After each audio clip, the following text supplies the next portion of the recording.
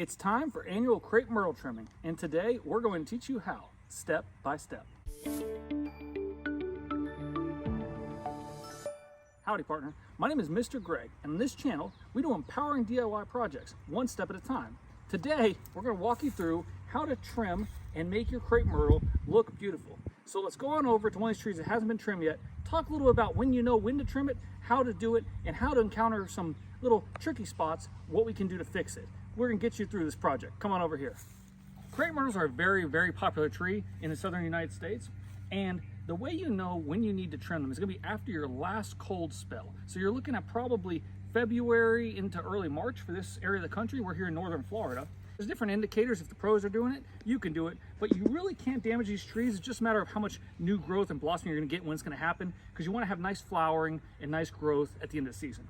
So trimming it wise, there's some different ways to do this, and I'm going to show you both the quote-unquote right way as well as the way that some people call crepe murder, which is kind of exaggerated, but basically it's a way that some arborists don't like it. It won't kill your tree, it'll be just fine. So different ways, different ones have different benefits, different ones are easier. So let's just show you first.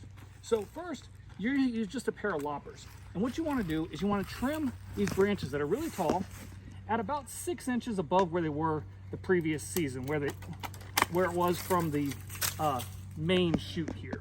So you can go ahead and just go around to those, get a good pair of loppers, cut them right there, watch your head, make sure you're wearing protective glasses, protective gloves, a hard hat if you want. Just be very careful, there's nobody around. And you're just gonna trim these, okay? These loppers are not so sharp, and they're having a little trouble on this one. Okay, so once you trim those at about the same height, what you're gonna do is by trimming these at the same height, it's gonna allow all the flowers to really grow and blossom really well. It's gonna have a nice canopy above. If you cut these off down here below these knuckles, you can do that to lower it. However, you're gonna have more offshoots. It's not gonna be as pretty. So for all these thinner ones, you can just go ahead and bend these off, and if they're dry, they're gonna crack right off. And you can just take some of these twigs, and some of them will just snap right off, and other ones will not snap as easily. So you wanna do that on all of them. Got one more branch here. You can also cut it off at the base if you don't want that one. And basically, our goal is going to be to have a fairly even, level area with about 5 or 6 tops, or 5 or 6 shoots off the main tree. So this one has 1, 2, 3, 4, 5. So that's a nice setup we have here. And then just going to trim like that. Takes no time at all, but we will show you what to do if you have too many shoots, if they've gotten too tall, and how to do that crepe murder if you need to do it. All right, so that last one was a very simple tree. For this crepe myrtle here, this one we need to thin it out a little bit, and we need to level it off because it's been all different heights, and we've got about 10 different shoots going right now, and it's just really stressing out the tree. When you have 5 or 6 shoots, you're gonna get really nice blossoming and nice flowers, and all the nutrients and energy are gonna go to that one little area. When it keeps shooting off, you start to have too many areas, and it's kind of not gonna be as full of a tree. So this one here, you see, is taller than where we've trimmed all the others. So this is one of the situations where you can just cut it flat. And you've probably seen that before. Not necessarily totally flat, you kind of want to go at an angle, but you can take a chainsaw. This is an electric pole saw. It's been pretty reliable, but just any chainsaw. And you just want to go ahead, watch your head.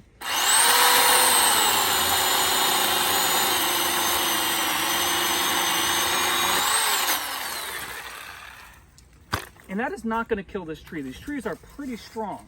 But what that's going to do is it's going to get some new growth off of it, which will hopefully start to put it in line with some of these other trees here. So we're not going to just keep having one piece get higher and higher and higher.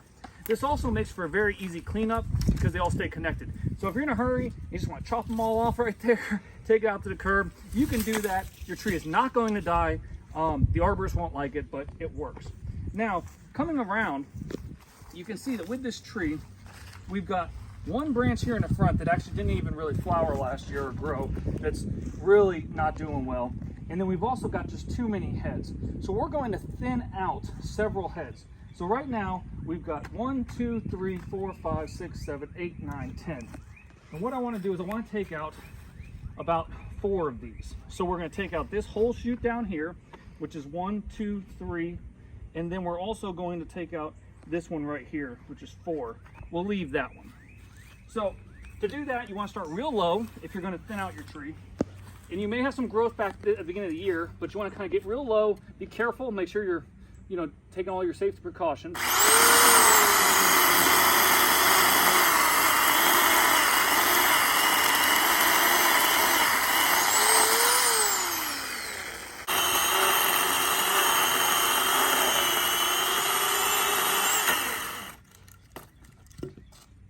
So we've got this dead piece already that's just off now.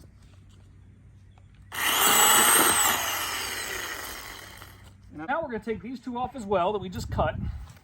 And what you can see is we're down to 6 nice heads. We've thinned it out. We give them some room to breathe. We can trim out all these nicely like I did before. And then we're going to trim off that bottom. And we're basically giving this tree a start of a new life. We're going to kind of give it some more nutrients, more consolidated, and it'll be a prettier tree. All right, well, I hope that was helpful, and now you feel confident in how to trim that crepe myrtle. It's not a hard job. It doesn't take that long. Remember, just a pair of loppers, you can do most of it.